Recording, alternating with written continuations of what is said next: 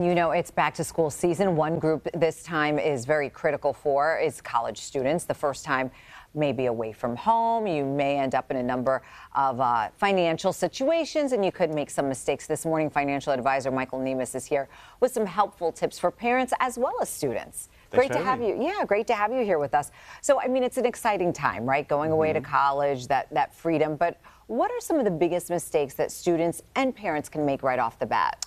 The biggest thing off the bat, and one thing to be kind of most aware of, and it's affecting a lot of the country right now, is student loans. So student loans are something where, you know, it's a great thing to have access to funds for education, but it can become kind of a runaway train where if we think that there's 43 million borrowers right now that have borrowed about 1.6 trillion in student loans. And so when we have an 18-year-old student who's going to college for the first time, maybe making their own financial decisions for the first time, they now have access to these funds that can affect them for the rest of their life. And so when they're going to figure out what's my budget for my college expenses, they really want to take out only as much student loans as they really need to and focus on, is there a better way to set myself up for success in the future and manage those loans as best they can.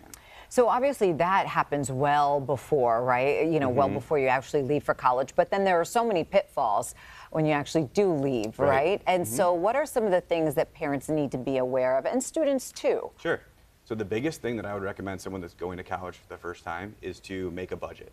So the more that you can make a budget, and making a budget is great, but it's really a matter of making that and monitoring it on a monthly basis. So in that student that's gotten their student loan dollars already, right? Now I have this starting point and I need to take a look at it and say, on a monthly basis, how much am I expecting to spend for those that are in the needs category, which would be tuition, housing, food, and those that are in the wants category, maybe late night pizza, coffee, Starbucks, that sort of thing that can easily add up when it's all $5 the quote here and unquote there. fun items, right? Exactly, right. So kind of prioritizing and saying, what do I need to spend my money on right now?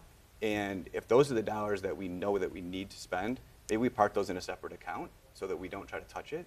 And then we have our spending dollars in a separate just checking account that we know we can, you know, dip into time to time, but we're not going to extinguish the dollars that we really need. Sure. And I mean, I remember first going off to college, right? Like the first thing you see is like the bookstore, and outside of the bookstore, the tables are set up with all the credit card companies trying to lure, you know, these kids who are away from home for the first time. Exactly. What do you advise parents and students to do when it comes to that?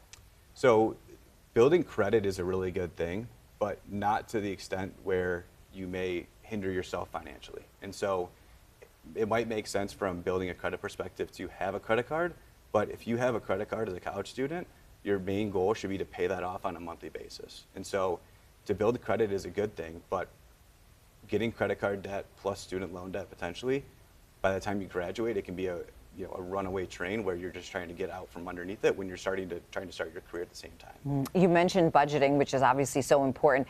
You know, a lot of families, a lot of parents will give their child a credit card, right? Because you worry about emergencies. Right. What kind of boundaries and guidelines would you suggest for parents when it comes to thinking about how much they may need, if at all? So setting expectations from the beginning is really important, right? And monitoring that too. So not just saying we're going to look at this in 6 months, right? So if we say, hey, I'm going to provide this for groceries and gas, and that's it, then a conversation's been had. We know what the expectations are.